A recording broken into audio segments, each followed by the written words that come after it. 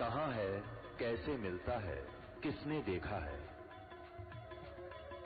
ये प्रश्नवाचक चिन्ह पूर्ण रूप से हटाने के लिए अवश्य सुनिए जगत गुरु तत्वदर्शी संत रामपाल जी महाराज के अमृत वचन, सर्व पवित्र धर्मों के पवित्र शास्त्रों के आधार पर। उस दिन भी ऐसे ही हुआ। उसने देखा कि यूं क्या हो रहा है।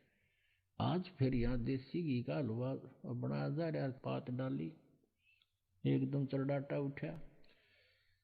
तीसरे दिन उसने पूछा कि भाई यू के सांग है, तो आज तीसरे घर में यू हो रहा, क्या कर रहे हैं, ये क्या कुछ है?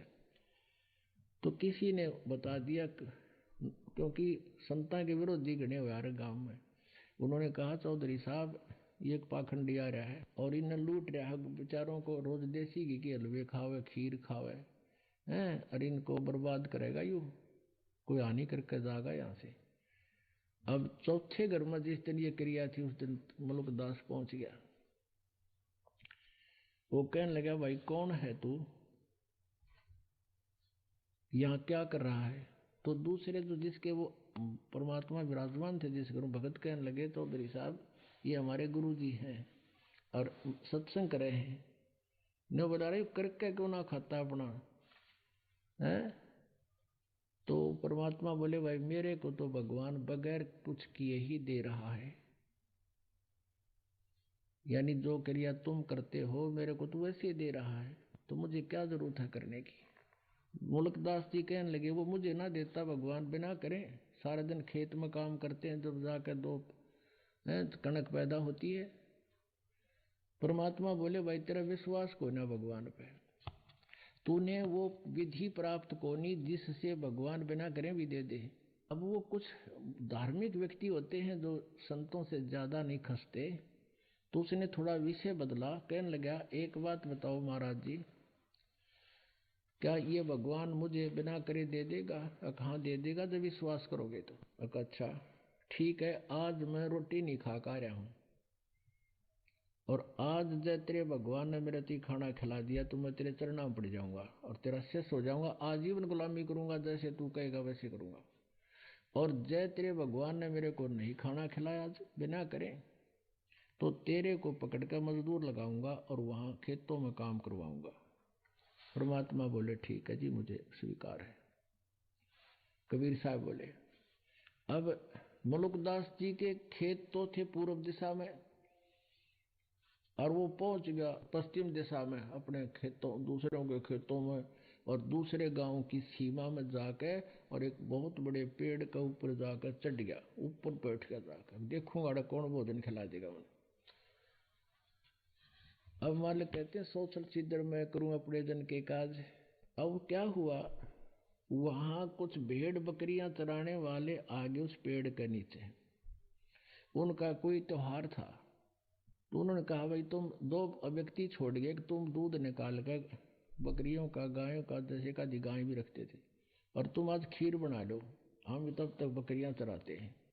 तो वह तो दूध निकाल कर वृक्ष के नीचे चूल्हा चाला बना के, साथ में कुआं था और वो लागे खीर बनाने।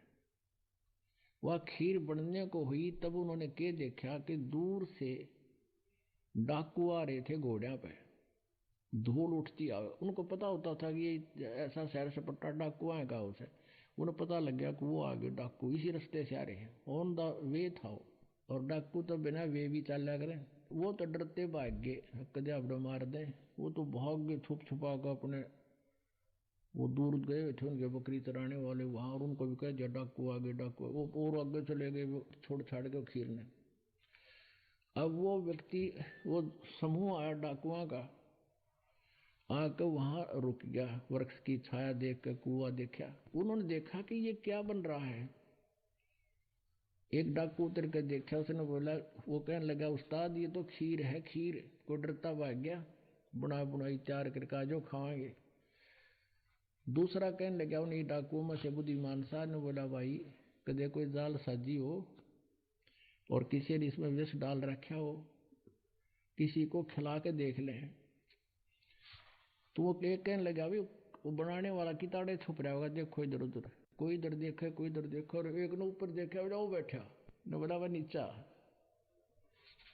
अब उसने कसम खा रखी सारी उम्र, फिर वो घर छोड़ना पड़ा, वो डर गया इस बात से कि देते न उसने नोना बेरा था डाकू है, उन्होंने सोचा गोरा चलते हैं। ने बोला नीचे आ जा, ने बोला ना हूं, क्योंकि उसने कसम खा रखी कि नीचे आ जा, को पछाण दे।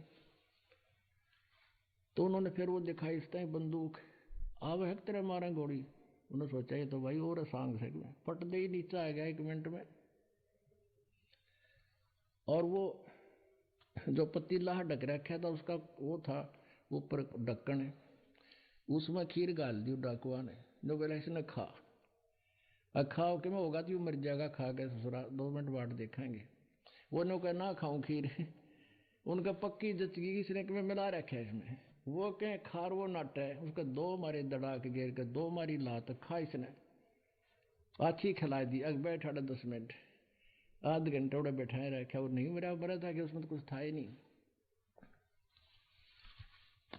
फिर उसको कहा तू भाग जा से, उसने तो सीधी डांट ठोकी। अब जब उस पर आपत्ति आई, उसने पता लग गया कि तो डाकुआ का फंस गया, तो तब उसने हाथ जोड़कर अंतरात्मा से प्रार्थना करी, हे गुरुजी आज मुझे बचा लो, मैं आपका शिष्य बनूंगा। और नरी खीर खानते तक ये बने थे, पक्के उस्ताद हैं। उड़ा उसका भय बन गया, आकाश मर गया, जब जान बच गई तो उस महापुरुष से ही बचेगी। तो उसने हृदय से भी ये डिमांड करी थी।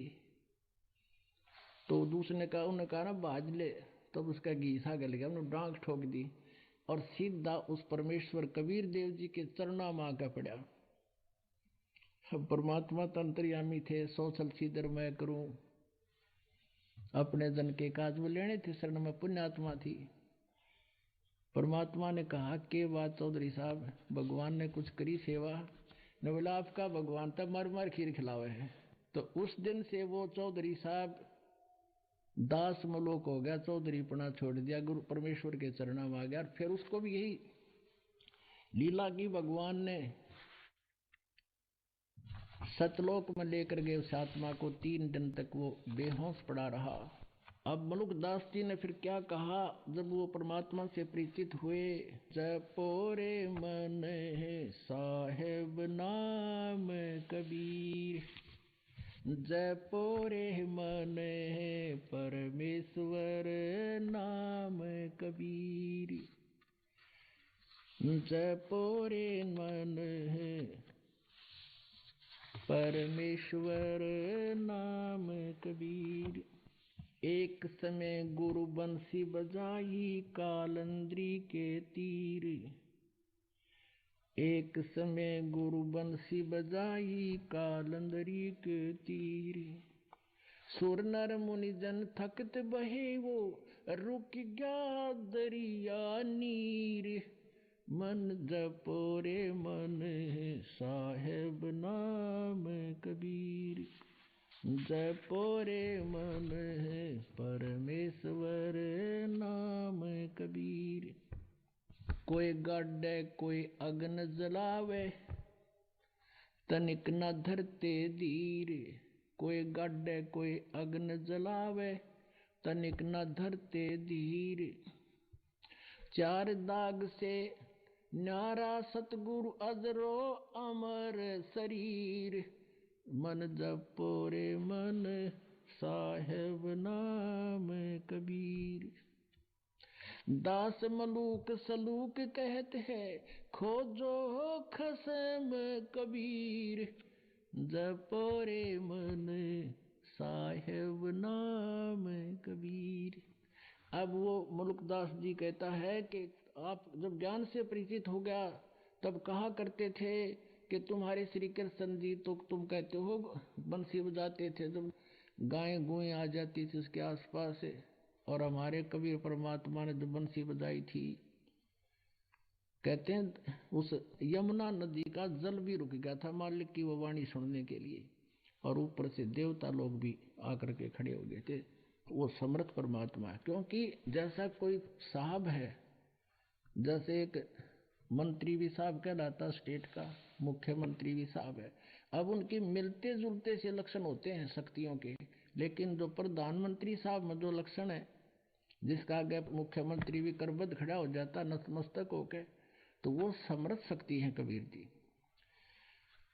अब जैसे ऋग्वेद मंडल नंबर 9 और सूक्त नंबर अभी आपने देखे 82, 86 इनके मंत्रों में 96 कि वो परमात्मा सतलोक से चलकर आता है, अच्छी आत्मा को मिलता है तो दृढ़ भक्त होते हैं, फिर सारा संसार एक तरफ और वो एक तरफ, ऐसे भक्तों को परमात्मा मिलते हैं, उनके फिर इतिहास बनते हैं, आज तक उनके गुणगान गाए जाते हैं। दादू जी को मिले और 3 दिन 3 रात तक दादू जी बेहोश पड़े रहे थे, उनको सतलोक में लेकर गए। जब वापस आए थे तो उन्होंने क्या महिमा गाई कबीर परमेश्वर की। तो परमात्मा देखो वेद बतावे, गीता जी बतावे, पवित्र वेद ये सभी पवित्र सदग्रंथ बता रहे हैं, और आंखों देखा संत बता रहे हैं, तो सबकी मिलकर एक सुर हो गया, तो भगवान पहचानने में देर नहीं। अब दादू साहब जी क्या कहते हैं, जब वो परमात्मा से परिचित हुए, जिन मुझको निज नाम दिया सोए सतगुरु हमार, दादू दूसरा कोई नहीं वो कबीर सिरजनहारे। जो जो शरण कबीर के वो तिरगे अंत अपारे, दादू गुण के ताकहूँ भाई कहते न आवे पारे। जो जो शरण कबीर के वो पार हो गए अनंत अपार। और कहते उस परमात्मा की क्या महिमा कहूँ, कहते हुए भी हमारी जीभ रोना थक जाती है, उसकी महिमा गुणगान करते करते। कबीर करता आप है दूजा ना कोई, दादू पूर्ण जगत को भक्ति दृढ़ावे सोए। पूरे जगत को जगत गुरु वो कबीर परमात्मा है।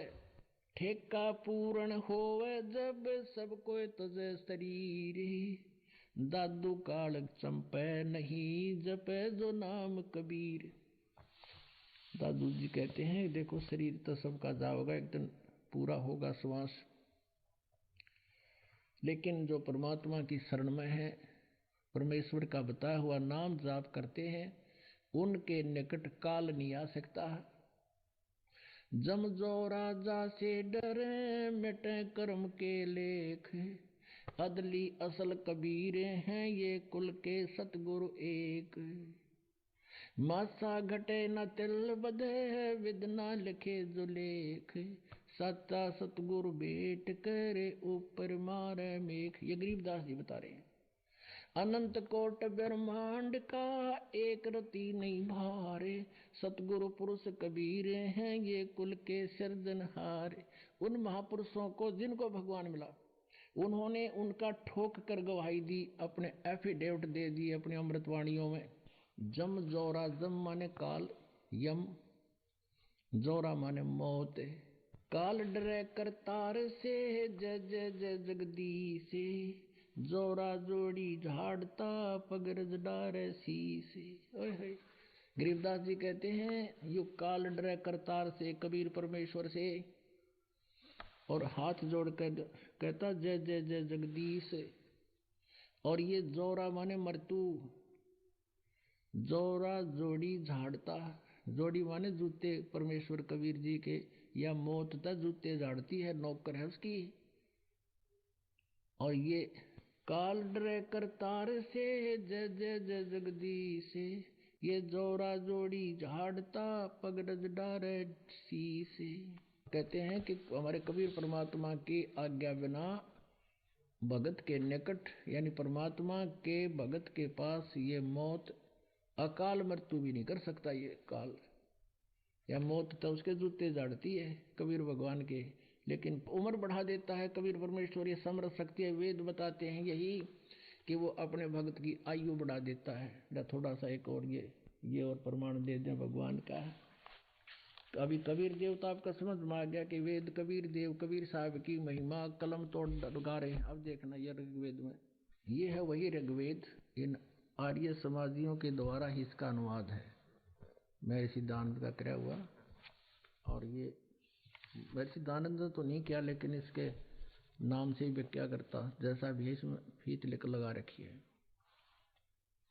ये वही है। इसके मंडल नंबर 9 के सूक्त नंबर 80 के मंत्र नंबर 2 में ये देखिएगा, ऋग्वेद मंडल नंबर 9 और सूक्त नंबर 80 के और मंत्र नंबर 2 में, हे सोम, हे अमर परमात्मा, आप उपासकों की आयु बढ़ाने वाले हैं। हो गया स्पष्ट? हे परमात्मा, आप उपासकों की आयु बढ़ाने वाले हैं, के बढ़ाने वाले। और ऋग्वेद मंडल नंबर 10 सूक्त नंबर 161 के मंत्र 2 में भी यही प्रमाण है। वहां इन्होंने याद आ गई दानंद तो भगवान ने बता करता कुछ भी ना कर सकता सत्यार्थ प्रकाश में। यहाँ देखिए, ऋग्वेद मंडल नंबर 9 और सूक्त नंबर 161 है।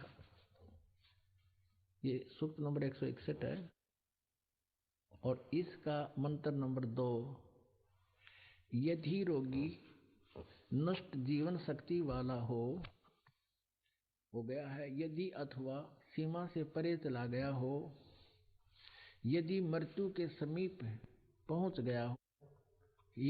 ही गया है, तो भी उस रोगी को, या मैं वेद अडाजन के याद आ गया को होदानंद क्या करो, कुछ नहीं कर सकता, तुमने गलत अनुवाद कर दिया।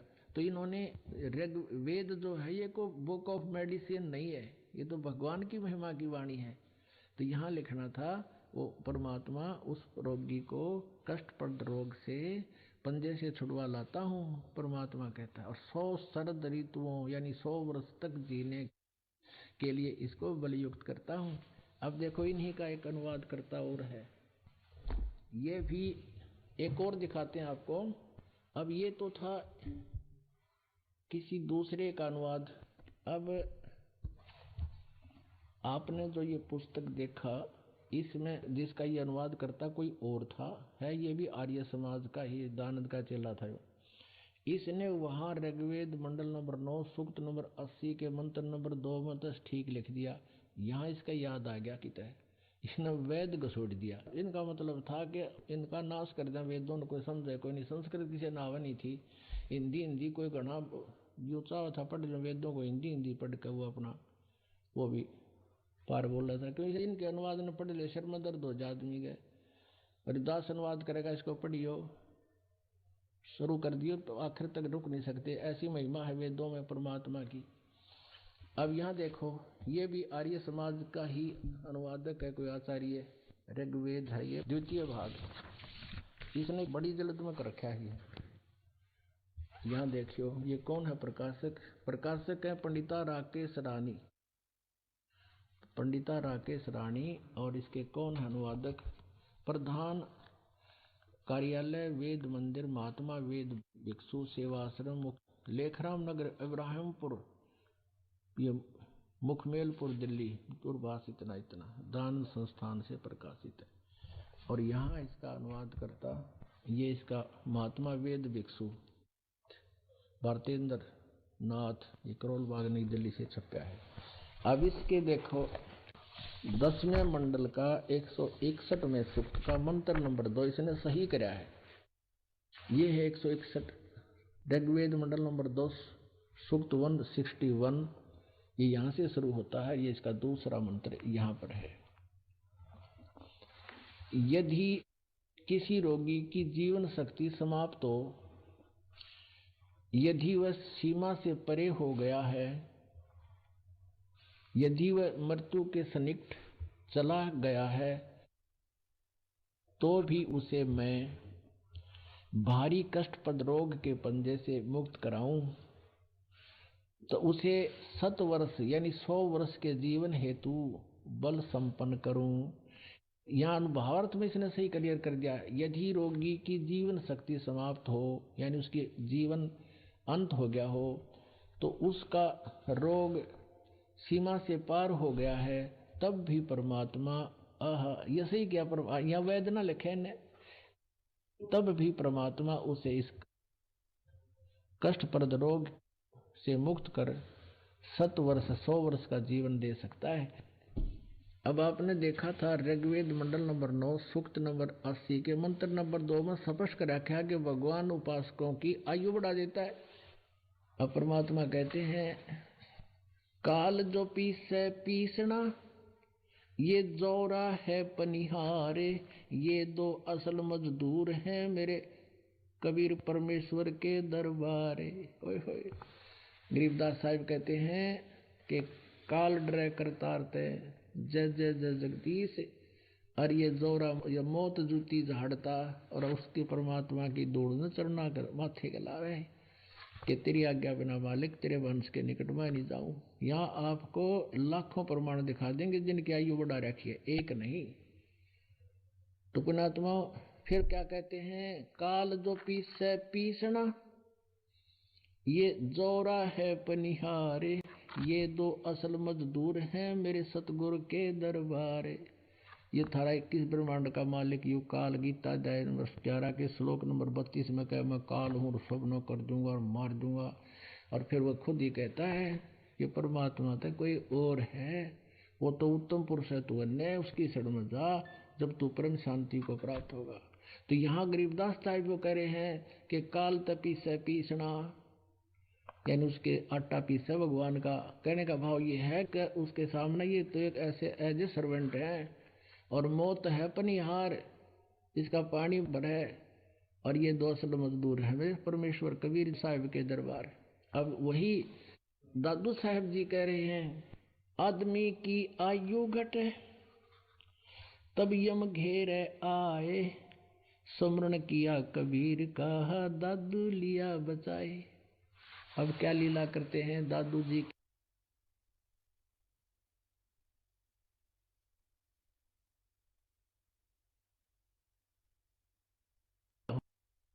और कहते भगवान ले जाओ, गलती बन गई हमसे।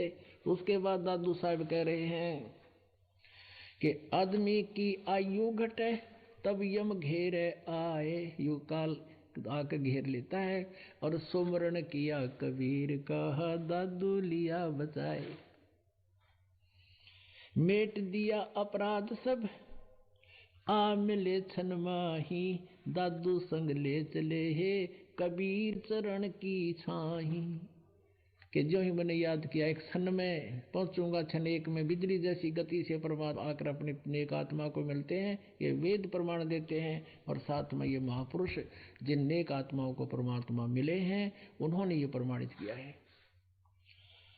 मेट दिए अपराध सब, सब पापों का नाश कर दिया मेरों का गीत, ये कह रहे हैं दादू साहब कहते हैं। और आन मिले क्षण माह, एक क्षण में सेकंड के कुछ हिस्से में परमात्मा आ जाते हैं ना, तो काल खा जावा उन्हें। सेवक देव निज चरण का दादू अपना जाने, बिरंगी सत कबीरे ने हम कर लिया आप समान। दादू अंतर्गत सदा छन छन सुमरन ध्याने, वारू नाम कबीर पर पल पल मेरे प्राणे। सुन सुन साख कबीर की यू काल नवावे माथे, दन दन तीनों लोक में है दादू जोड़े हाथ। के सुन सुन साख कबीर की, कबीर परमेश्वर की समर्थता की महिमा को सुनकर, साख को उसकी वास्तविकता को सुनकर, कहते परमात्मा की महिमा जहाँ चर्चा होती है यू काल भी नतमस्तक हो जाता है। सही सत कह रहे हैं। और धन धन तीनों लोक में दादू जोड़ा हाथ। सुन सुन साख कबीर की काल नवावे माथे, वो माथा नीचा कर लेता है। और दन दन तीनों लोक में दादू जोड़े हाथ। अब क्या कहते हैं, केरी नाम कबीर का और विखम काल गजराज, दादू वजन प्रताप से यू भाज्य सुनत आवाज। क्या बताते हैं, जैसे गीता जी अध्याय नंबर 15 के श्लोक नंबर 1 से लेकर 4 और 16 और 17 में स्पष्ट कर दिया कि ऊपर को जड़ वाला वो तो पूर्ण परमात्मा समझो, जो सब संसार रूपी वृक्ष का पालन करता है। और 16-17 में कहा कि सरपुरुष और अक्षर पुरुष ये दो प्रभु हैं, इनके अंतर्गत जितने प्राणी हैं वो भी ये विनाशवान है, केवल जीवात्मा मरती नहीं। 17वें श्लोक में 15वें अध्याय गीता जी में कहा है कि उत्तम पुरुष तो अन्य उत्तम पुरुष मन पुरुषोत्तम, यानी वो श्रेष्ठ परमात्मा तो कोई इनसे भी और है। सरपुरुष ये गीता ज्ञान दाता है, अक्षर पुरुष ये 7 संग ब्रह्मांड का स्वामी है, ये सरपुरुष केवल 21 ब्रह्मांड का स्वामी है, प्रभु है। और परम अक्षर पुरुष, परम अक्षर ब्रह्म, वो असंख्य ब्रह्मांड का कंट्रोलर है, ओवरऑल कंट्रोलर है इन सब के ऊपर। सर पुरुष और अक्षर पुरुष पर भी वो कंट्रोलर है। अब जैसे और बताया है, वही तीनों लोकों में प्रवेश करके सबका धारण पोषण करता वही परमात्मा है। अब 15वें अध्याय के 18वें श्लोक में यू गीता ज्ञान दाता अपनी सतिथि बताओ है कि मैं तो लोक वेद के आधार से प्रभु पुरुषोत्तम कहलाता हूँ, प्रसिद्ध हो रहा हूँ। कारण क्या है कि मेरे अंतर्गत 21 ब्रह्मांड में जितने भी ये स्थूल शरीरधारी प्राणी है, चाहे आत्मा है, उनसे मैं श्रेष्ठ हूँ, उनसे तगड़ा हूँ, इसलिए मैं पुरुषोत्तम पाक रहा हूँ। लेकिन पुरुषोत्तम तो कोई और है। अब यहाँ दादू साहब जी उसी का प्रमाण बता रहे हैं कि केरी नाम कबीर का और विखम काल गजराज, दादू भजन प्रताप से यो भाग्य सुनत आवाज। अब जैसे क्या बता रहे हैं कि जैसे हाथियों का भी गजराज माने हाथियों में भी तगड़ा सबसे शक्तिशाली, उनका भी सरदार मुखिया जो हाथी होता है, ये समझो यू काल है। यानी वन्य के अन्य प्राणियों से हाथी घना तगड़ा होता है, दिल डौल विशाल काय होता है, उसके सामने अन्य प्राणी कुछ भी नहीं होते। कहते ऐसा तो समझो इसने काल ने, हाथी तो। और कबीर परमेश्वर की शक्ति समझो यो केरी यानी बब्बर शेर। और बब्बर शेर दहाड़ देना एक बार की तो दहाड़ लगा दे, हाथी लीद कर देता है, इतना भयभीत हो जाता है, मुंडी छुपाकर भाग लेता है, दूर जाग डटते हैं। तो यहाँ क्या बताते हैं, जैसे वो गीता अध्याय नंबर 15 के श्लोक 18 में यू खुद कह रहा है, भाई मैं तो प्रभु इसलिए पाक गया, मेरे अंतर्गत जितने भी प्राणी उन तो तगड़ा हूं मैं, लेकिन पुरुषोत्तमता कोई और है। वही दादू साहब कह रहे हैं, केरी नाम कबीर का और विखम काल गजराज। गजराज हाथियों का राजा समझो, ये भी छोटा नहीं है, थोड़ी पावर नहीं है। जैसे हाथी भी बहुत तगड़ा होता है अपने सब जंगल में, लेकिन शेर के सामने उसकी भी टट्टी निकल जाती है। तो ऐसा समझो कि परमेश्वर कबीर जी को समझो बब्बर शेर, और ये तुम्हारा ये काल समझो एक हाथी। ये खुद कहता है मैं इन तो तगड़ा हूँ, इसलिए पुरुषोत्तम प्रसिद्ध हो रहा हूँ। लोक वेद माने कहा सुना, यानी दंत कथा से। फिर क्या बताते हैं, पल एक नाम कबीर का दादू मन चितलाए, हस्ती के असवार को ये स्वान काल नहीं खावे। अब देखो कैसे उपमा दे रहे हैं महात्मा दादू साहब जी, आदरणीय दादू साहब जी कैसे उपमा दे रहे हैं। अब तो यहाँ उपमा दे दी कि काल को तो समझो हाथी और परमात्मा को समझो बब्बर शेर। अब क्या बता रहे हैं कि काल को तो समझो कुत्ता और तुम बैठ गए हाथी पे, यानी परमात्मा कबीर जी की शरण को समझ। अब ये उदाहरण है कि तुम हाथी पर बैठ गए अब परमात्मा कबीर जी की शरण माने से, और हाथी कहीं गांव में चला जाता है तो गांव के सारे कुत्ते उसको चोरते भो भो भो भो रहा करें, 50 फुट दूर निकट नहीं आ सकते। उनको पता है अगर एक भी मार दिया 7 मरेंगे। तो कहने का भाव ये है, दादू साहब कह रहे हैं कि आज तुम इतने सुरक्षित हो गए कबीर साहब की शरण में, जैसे तुम हाथी पर बैठ गए हो। और काल समझो कुत्ता है, वो भौंकता रहेगा, घुर घुर जरूर करेगा क्योंकि इसकी आदत से है लेकिन जब तुम डरते तो पड़ गए तो यू खावेगा, यानी हाथी तो उतर गए थे और ऊपर बैठे रहे तो इसकी रीत से बाहर हो गए तुम, इसकी पहुंच से बाहर हो। अब पल एक नाम कबीर का दादू मन चितलाए, हाथी के असवार को ये स्वान काल नहीं खावे। सुमरत नाम कबीर का कटे काल की पीरी, दादू दिन दिन ऊंचा होए परमानंद सुख सीरी। दादू नाम कबीर की जय कोई लेवे ओटे, तिनको कभी लागे नहीं ये काल वज्र की चोटे।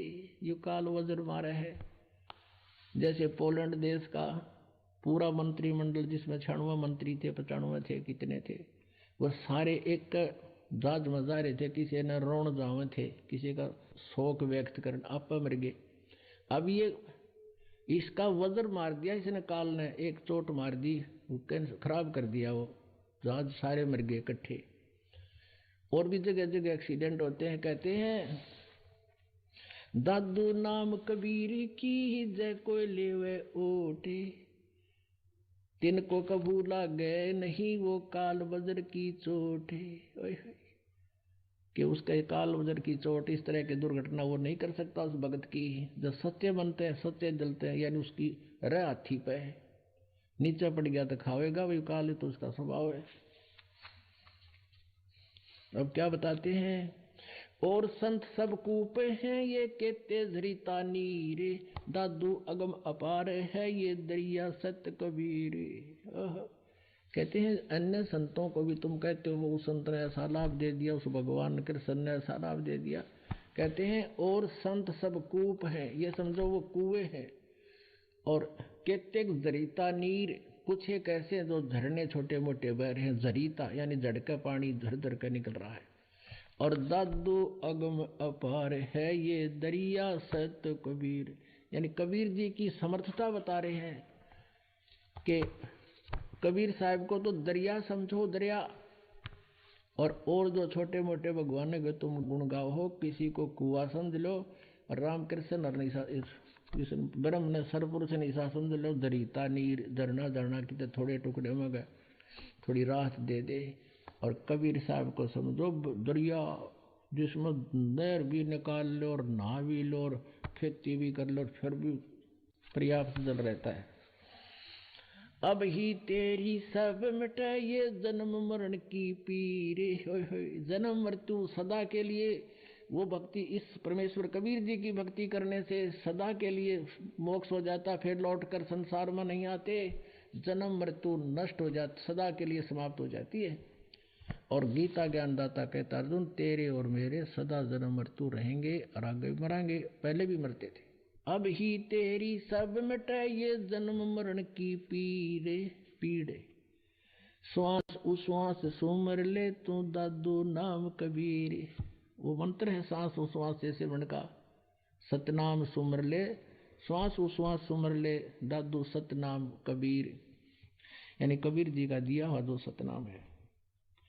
कोई सरगुण में रीझ रहा कोई निर्गुण ठहरावे, दादू गति कबीरी की मोह पे कहीं न जाए। कोई तो सरगुण कह है, कोई निर्गुण कह रहा है। निर्गुण तो ये न्यूमता है, भगवान निराकार दिखता है कोई ना, और ये गलत डेफिनेशन करें। और सरगुण बताते हैं ये संसार ही उसका सरगुण रूप है, ये ब्रह्मांड है और ग्रह पर चांद सूरज ये उसका साकार रूप है। कहते कोई सरगुण में रीझ रहा कोई निर्गुण में रीझ रहा कोई सरगुण ठहरावे, दादू गति कबीर की वह मोह पे कहीं न जाए, वो कोई और है। दादू नाम कबीर का सुन के कांपे काले, ओए होए। कहते दादू साहब कह रहे हैं कबीर परमेश्वर का नाम सुन के भी ये काल ऐसे थर थर कांपता, जैसे शेर की दहाड़ में हाथी लीद कर जाता है। कहते हैं दादू नाम कबीर का ये सुन के कांपे काले, नाम भरोसे नर चले है बाका ना होवे बाले। कितनी ठोक के समर्था दी उन महापुरुषों ने जिनको भगवान मिले, सतलोक से चलकर आए। कहते हैं जो नाम भरोसे, दादू नाम कबीर का सुन के कांपे काल, और नाम भरोसे नर चले, यानी दृढ़ रहे मालिक के नाम के ऊपर, इसको छोड़े नहीं पाले ने, फिर कहते हैं उसका बाल बांका भी काल नहीं कर सकता।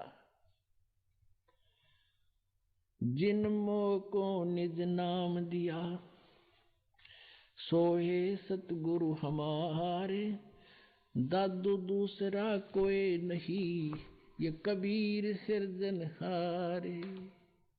पुण्यात्माओं,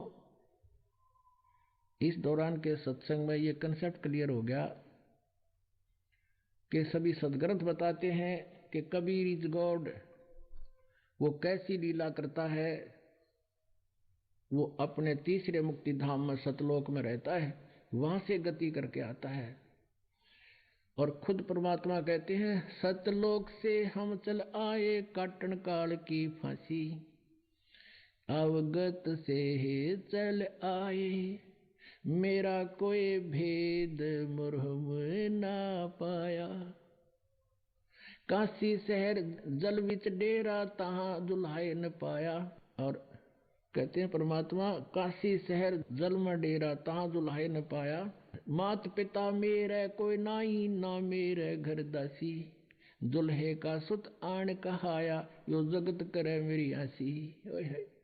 कहते हैं मेरे ना मात पिता, ना मेरा कोई पत्नी, मैं तो सतलोक से चल कर आया था, और वहां जंगल में उस कमल के फूल पर जल में डेरा डाला था। और ये कहते हैं जुलाहे का पुत्र आन कवाया, यो जगत करे मेरी हंसी। तो परमात्मा कहते हैं हम सतलोक से अवगत से चलाए, मेरा कोई भेद मरम ना पाया। ये खुद भी ही अपनी सच्चिदानंद की वाणी में कहते हैं, और जिन्होंने परमात्मा पाया वो संत भी ये प्रमाण देते हैं, हमारे सदग्रंथ भी ये प्रमाण देते हैं। प्रमाणित हुआ कबीर इज गॉड। बोलो सतगुरुदेव। परम पिता परमात्मा पूर्ण ब्रह्म सर्व सृष्टि रचनहार कुल मालिक कबीर साहब जी, कबीर परमेश्वर जी की असीम कृपा से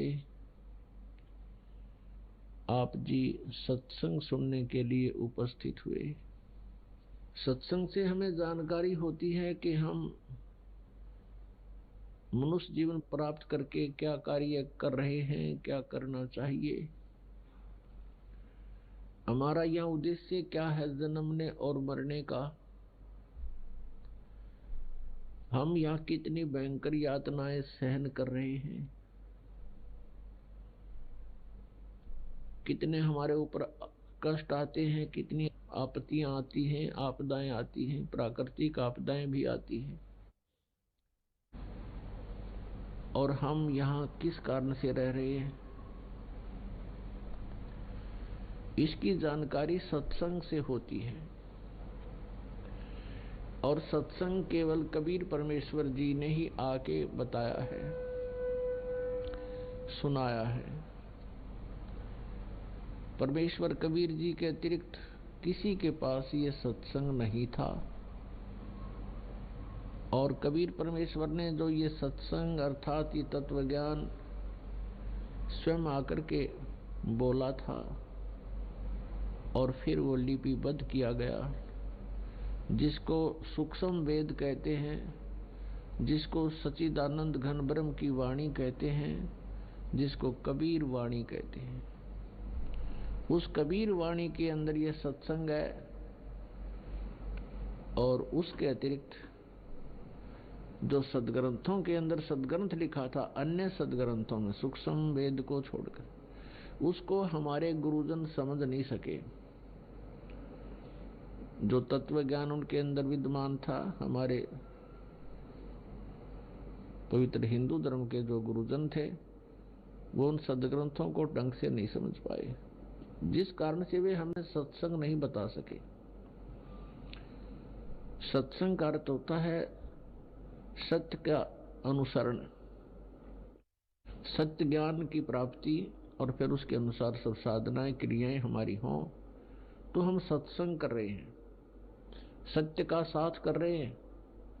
इसके अतिरिक्त हम सत्संग नहीं कर रहे, ना सुन रहे हैं, और ना ही हम सत्संग सत्य के साथ चल रहे हैं, जिस कारण से हमारी यहाँ जन्म और मृत्यु की ये व्यवस्था समाप्त नहीं हुई है। और जब तक जन्म और मृत्यु रहेगी, जीव को शांति नहीं हो सकती। श्रीमद् भगवत गीता अध्याय नंबर 18 के श्लोक नंबर 62 में कहा कि अर्जुन, तू सर्वभाव से उस परमेश्वर की शरण में जा, उसी परमेश्वर की कृपा से तुझे सनातन परम धाम, परम शांति और सनातन परम धाम की प्राप्ति होगी। परम शांति। और अपनी शरण के बारे में कह रहा है कि यदि मेरी शरण में रहना है, गीता जी अध्याय नंबर 8 के श्लोक नंबर 5 और 7 में, मेरे में भाव वाला बन, मेरे में श्रद्धा रख, अन्य देवताओं की पूजा त्याग दे, केवल मेरी ही भक्ति कर, मुझ में मन वाला हो, मुझ में भावित रहेगा, और मेरा ही सिमरण भी कर और युद्ध भी कर। मेरी शरण में रहने का ये कार्य है कि युद्ध भी करना पड़ेगा, तो युद्ध जहां होगा वहां शांति नाम की वस्तु नहीं। फिर कहता कि यदि तुझे परम शांति चाहिए तो उस परमेश्वर की शरण में जा, जिसकी कृपा से तो परम शांति को, सनातन परम धाम को प्राप्त होगा। अपने विषय में कहता गीता ज्ञानदाता अध्याय नंबर 2 के श्लोक 12 में, गीता अध्याय नंबर 4 के श्लोक 5 और 9 में, गीता अध्याय नंबर 11 के मंत्र 2 में कह रहा है कि मेरे और तेरे बहुत जन्म हो चुके हैं, तू नहीं जानता, मैं जानता हूं। इससे सिद्ध है कि गीता ज्ञान दाता भी जन्म और मृत्यु के दीर्घ रोग से ग्रस्त है, और जब तक जन्म मृत्यु है परम शांति नहीं हो सकती। इसीलिए श्रीमद् भगवत गीता अध्याय नंबर 15 के श्लोक नंबर 1 से 4 में यह स्पष्ट किया है कि उल्टा लटका हुआ संसार रूपी वृक्ष है। इसकी ऊपर को जो जड़ है वो तो समझो मूल मालिक है, पूर्ण ब्रह्म है, सच्चिदानंद घन ब्रह्म, जो सबका धारण पोषण करता है, सबका पालन करता है, और जिससे सब ब्रह्मांडों की उत्पत्ति हुई है। जैसे जड़ से ही यानी मूल से ही पेड़ को आहार प्राप्त होता है, और मूल के ही कारण पौधा पेड़ बनता है, फलता फूलता है। ऊपर को जड़ तो वो दिव्य परम पुरुष है, परम अक्षर ब्रह्म है, पूर्ण ब्रह्म है, और तीनों गुण रूपी नीचे को लटकी हुई शाखाएं, बीच का जो पोर्शन रहेगा तना और मोटी डार और शाखाएं। तो इसके विषय में गीता ज्ञानदाता अल्पज्ञता सिद्ध करता है कि मुझे इसका पूर्ण ज्ञान नहीं है। गीता जी अध्याय नंबर 15 के श्लोक नंबर 2 में कहा है कि तीनों गुण रूपी शाखा हैं। फिर 3 में कहा कि ये इस संसार रूपी वृक्ष का जो इसकी जानकारी मैं नहीं रखता। यहां विचार काल में, विचार काल का अर्थ है कि जो तेरा मेरा गीता का डिस्कशन हो रहा है, विचार विमर्श चल रहा है, इसमें मैं नहीं बता पाऊंगा क्योंकि इसकी मुझे आदि और अंत का ज्ञान नहीं। इसलिए गीता जी अध्याय नंबर 4 के श्लोक नंबर 34 में कहा है कि तू सर्व उस तत्वदर्शी संतों के पास जाकर के उस परमात्मा ज्ञान को समझ। वो तत्वदर्शी संत तुझे उस परमात्मा के विषय में जानकारी देंगे, परम अक्षर ब्रह्म की पूरी डिटेल बताएंगे। जब वो तत्वदर्शी संत तुझे प्राप्त हो जा, गीता जी अध्याय नंबर 15 के श्लोक 3 और 4 में स्पष्ट किया है। उसके पश्चात उस तत्व ज्ञान रूपी शस्त्र के द्वारा इस अज्ञान रूपी अंधकार को काटकर, यानी तत्व ज्ञान को समझकर, उसके पश्चात परमेश्वर के उस परम पद की खोज करनी चाहिए, जहां जाने के बाद साधक फिर लौटकर संसार में नहीं आते। और उसी परमेश्वर से सर्व संसार की यानी संसार रूपी वृक्ष की प्रवृत्ति विस्तार को प्राप्त हुई है। अर्थात उसी परमेश्वर ने सब ब्रह्मांडों की रचना की है, और उसी परमेश्वर की भक्ति करनी चाहिए। मैं उसी की शरण हूं और उसी की भक्ति करनी चाहिए। गीता ज्ञानदाता कहता कि मैं भी उसी की शरण में हूं, उसी की भक्ति करता हूं। गीता अध्याय नंबर 18 के श्लोक नंबर 62 में तो कह रहा है कि तू सर्वभाव से उसकी शरण में जा, उसकी कृपा से तो परम शांति को और सनातन परम धाम को प्राप्त होगा। और गीता जी अध्याय नंबर 18 के श्लोक 63 में कहा कि ये गीता का गूढ़ से गूढ़ रहस्य, गुप्त से गुप्त ज्ञान तुझे सुना दिया। तू जैसा उचित समझे ऐसा कर ले। मेरी शरण में रहना है तो जन्म मृत्यु तेरी भी मेरी भी, और शांति नाम की चीज नहीं, क्योंकि युद्ध करना पड़ेगा। अब निर्णायक ज्ञान चल रहा है गीता जी में। 18वां अध्याय अंतिम अध्याय है, अंतिम ये श्लोक चल रहे हैं लगभग। 18वें अध्याय के 62वें श्लोक में स्पष्ट कर दिया कि तू अब उस परमेश्वर की शरण में जा, जिसकी कृपा से तू परम शांति और सनातन परम धाम को प्राप्त होगा। और अपनी स्थिति बता दी कि मेरी और तेरे सदा जन्म मृत्यु रहेंगे यदि मेरी शरण में रहेगा तो। 18वें अध्याय के 63वें श्लोक में कहा कि तू फैसला कर ले, अब सोच ले तूने जो करना। मेरी शरण में रहना है या उस परमेश्वर की शरण में जाना। उसकी शरण में जाना है तो तत्वदर्शी संतों से उसका ज्ञान प्राप्त कर। मैं नहीं जानता। और ये गुप्त से गुप्त गीता ज्ञान तुझे मैंने बता दिया, गुप्त से गुप्त। गीता जी के 18वें अध्याय के 64वें श्लोक में फिर गुप्त से गुप्त भेद और बता रहा हूं, जिसके विषय में मैं तुझे उसकी शरण में जाने को कह रहा हूं।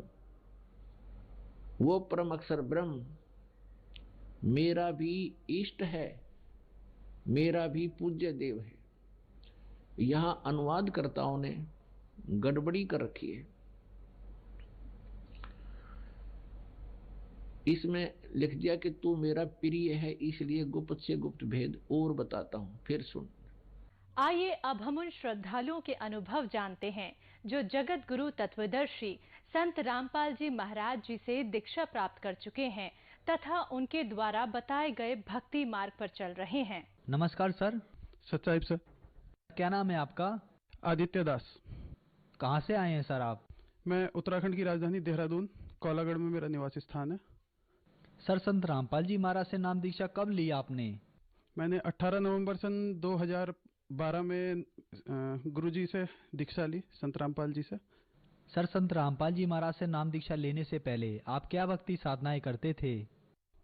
गुरुजी से नामदान लेने से पहले मैं दुर्गा माता को मानता था और काफ़ी ज़्यादा मानता था। घर वाले, हमारे यहाँ हनुमान जी की पूजा होती है, घर वाले कहते थे हनुमान जी को पूजो। मेरा मन कहीं नहीं टिकता था, मैं दुर्गा जी को मानता था। और एक बार ऐसा हुआ कि नवरात्रि का मैंने 9 दिन का व्रत रखा हुआ था और मेरे मन में आया कि मैं श्रीमद् देवी भागवत का सप्तशती तो हमेशा से पढ़ता था कि श्रीमद् देवी भागवत पढ़ूँ पूरी। मैं हरिद्वार जाके हिंदी की श्रीमद् देवी भागवत लाया। जब उस किताब को मैंने पढ़ना शुरू करा तो उसमें मन में काफ़ी शंकाएं पैदा कर दी मेरे। जैसे उसमें ब्रह्मा विष्णु महेश के बारे में था कि वो उनके पुत्र हैं, वो मेरे दिमाग में क्लिक हुआ। फिर उसमें पढ़ते पढ़ते जब किताब का एंड आने लगा तो देवी जी कहने लगती है कि मेरी भी पूजा करनी बेकार है, मेरे से ऊपर कोई और है, उसकी पूजा करनी चाहिए। तो मेरे मन में ये शंका पैदा हो गई कि मैं देवी की पूजा ना करके किसकी पूजा करूं। इस चीज़ को लेकर मैं परेशान हुआ और दुर्गा जी ने उसमें इति इति करके उस ग्रंथ को बंद कर दिया। ना उसमें ये जानकारी दी गई कि हमें किस ग्रंथ में जाना है या हमें किस ग्रंथ को पढ़ना चाहिए।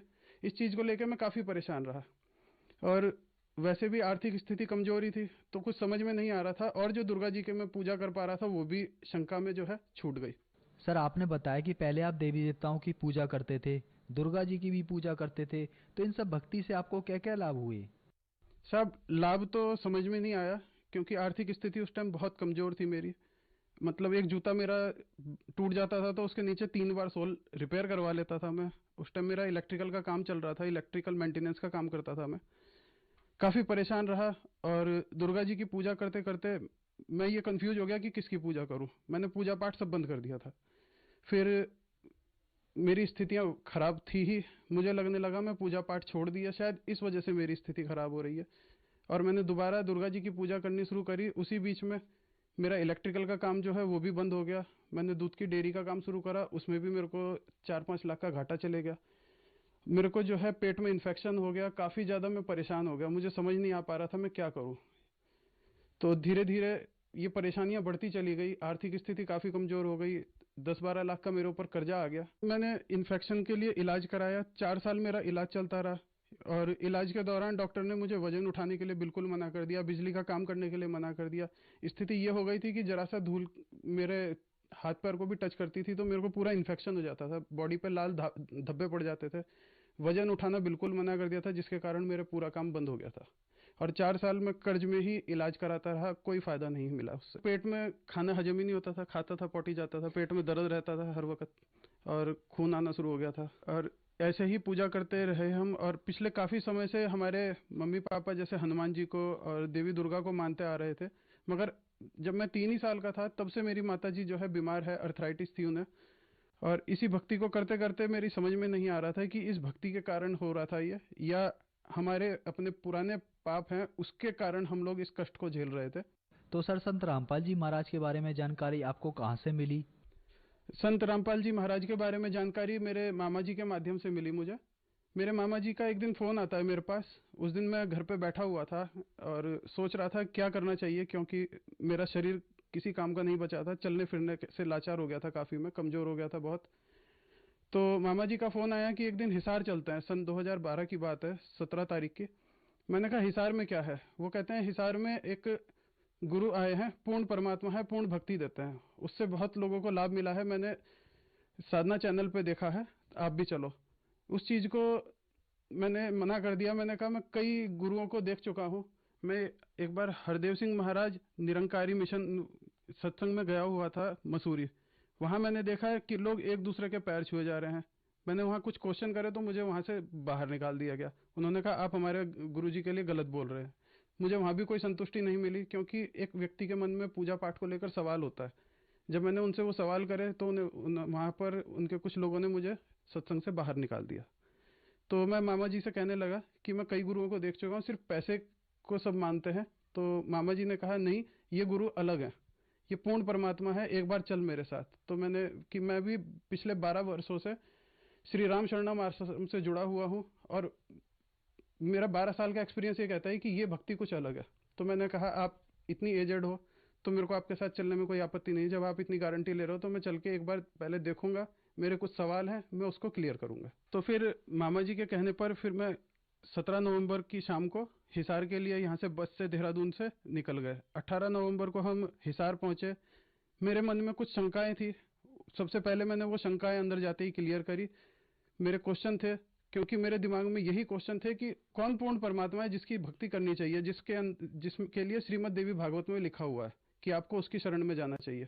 वहां जाकर के मेरा ये डाउट दूर हुआ, क्लियर करा। फिर वहां पर हमारे को खाना खिलाया, प्रसाद दिया, और शाम को गुरुजी के दर्शन हुए, आशीर्वाद मिला, नामदान मिला। सर, संत रामपाल जी महाराज से नाम दीक्षा लेने से पहले ही आपने ये क्लियर किया कि पूर्ण परमात्मा कौन है, और उसके बाद आपने नाम दीक्षा ली, तो क्या आपको कोई लाभ भी प्राप्त हुए? संत रामपाल जी से दीक्षा लेने के बाद मुझे बहुत से लाभ प्राप्त हुए। जब मैं 18 नवंबर को संत रामपाल जी के पास दीक्षा लेने गया था तो वहाँ मैंने देखा एक दान पात्र है। मुझे मेरी अपनी जेब मैंने खंगाली तो सिर्फ 20 रुपया मात्र मेरी जेब में था। मेरे को बड़ी शर्म आई कि मैं 20 रुपये डाल रहा हूँ, मेरा इंसान होने का कोई मतलब वजूद ही नहीं बचा था। फिर भी मैंने चुपचाप से चोरी छुपे, मैंने कहा कोई देख ना ले, मैंने दान पात्र में किसी तरह से 20 रुपया डाला, और मैंने संत रामपाल जी से आशीर्वाद मांगा कि मेरा पूरा काम धंधा सब चौपट हो चुका है, आप मुझे आशीर्वाद दें जिससे मेरा काम अच्छा चले। वहाँ मैंने संत रामपाल जी को बताया कि मैं अभी अभी पिछले 15 दिन पहले ही मार्केटिंग में मेरी जॉब लगी है। तो गुरुजी ने कहा या तो जॉब छोड़ दो, संत रामपाल जी ने। मैंने कहा महाराज आप कैसे कह रहे हैं कि आप जॉब छोड़ दें? मैंने कहा अभी तो मेरी जॉब लगी है, इससे पहले 4 साल मेरा पूरा बर्बाद हो गया है, 10 लाख का मेरे ऊपर कर्जा है। उन्होंने कहा फिर एक काम करियो, झूठ अगर ना बोल सके मार्केटिंग के काम में तो ज़्यादा अच्छा है।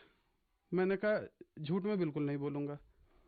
वहाँ से मैं बाहर आया, मैंने मामा जी से कहा कि महाराज संत रामपाल जी महाराज कहते हैं झूठ मत बोलना, मगर मार्केटिंग में अक्सर सीनियरों से मैंने सुना है कि झूठ बोल के ही काम चलता है। मेरे मामा जी कहते हैं जो महाराज ने कहा तुम उसको मानो, क्योंकि वो पूर्ण परमात्मा है, वो जो कहेंगे सही कहेंगे।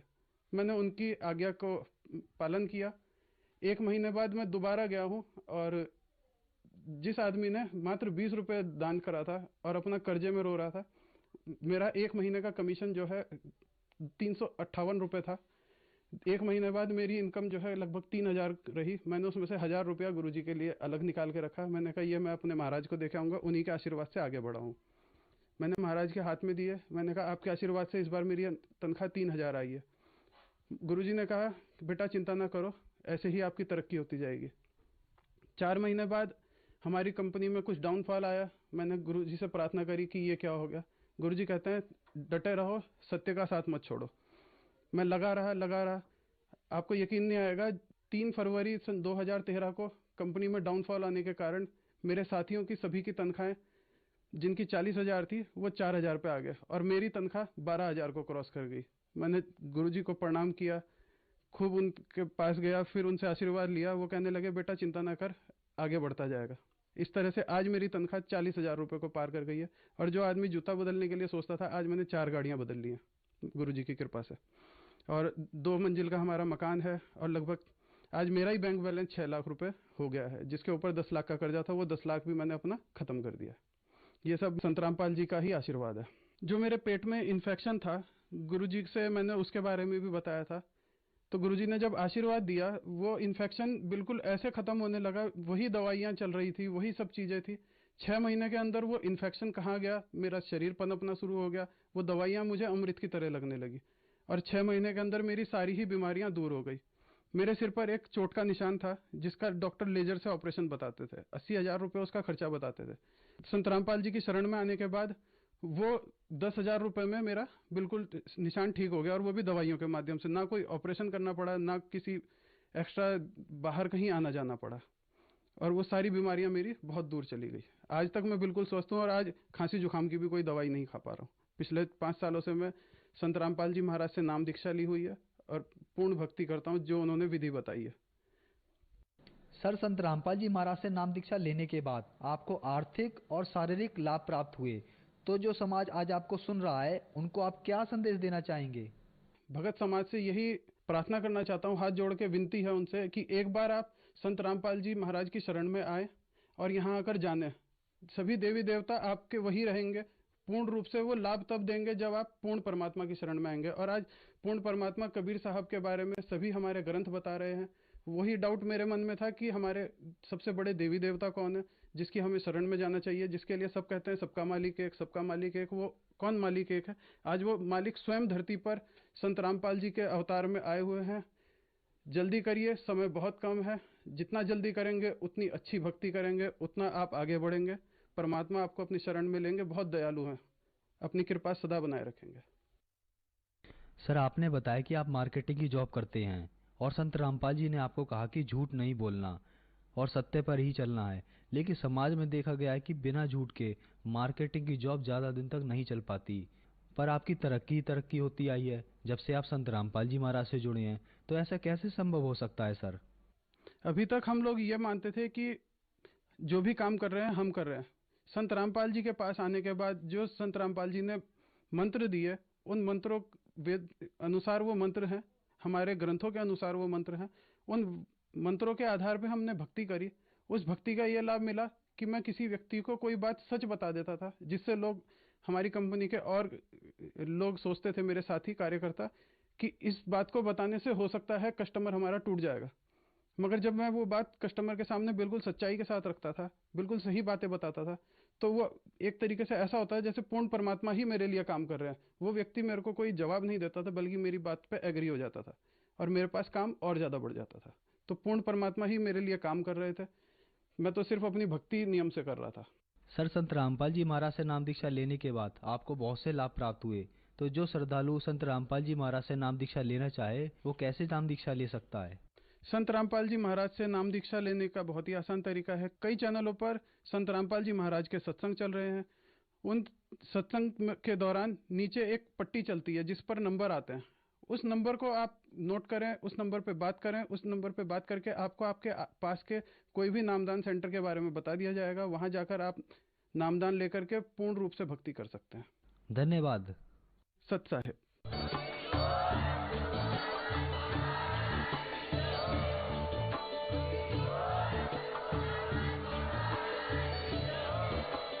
आप सुन रहे थे जगत गुरु तत्वदर्शी संत रामपाल जी महाराज जी के मंगल प्रवचन। अधिक जानकारी के लिए विजिट कीजिए हमारी वेबसाइट www.jagatgururampalji.org। संत रामपाल जी महाराज जी के शुभ आशीर्वाद से पूरे विश्व भर में 500 से भी ज्यादा नाम दीक्षा केंद्र हैं, जिन पर संत रामपाल जी महाराज जी द्वारा ऑनलाइन निःशुल्क नाम दीक्षा दी जा रही है। अपने